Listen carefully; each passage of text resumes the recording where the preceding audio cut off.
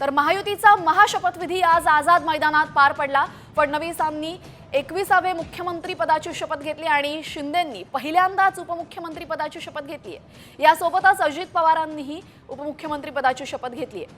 अजित पवार हे आतापर्यंत 6 वेळा उपमुख्यमंत्री झालेत।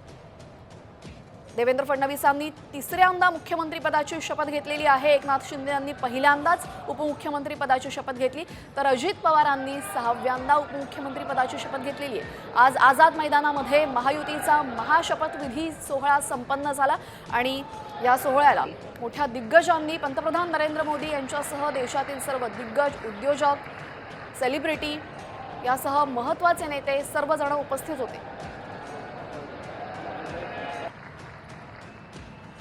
महायुतीचा महाशपथविधी सोहळा आज आझाद मैदानामध्ये संपन्न झाला। यावेळेस देवेंद्र फडणवीस हे राज्याचे 21वे मुख्यमंत्री ठरले। देवेंद्र फडणवीसांनी तिसऱ्यांदा मुख्यमंत्री पदाची शपथ घेतलेली आहे। एकनाथ शिंदे यांनी पहिल्यांदाच उपमुख्यमंत्री पदाची शपथ घेतली, तर अजित पवारांनी 6व्यांदा उपमुख्यमंत्री पदाची शपथ घेतलेली आहे। भव्य असा हा सोहळा झाला आझाद मैदानामध्ये।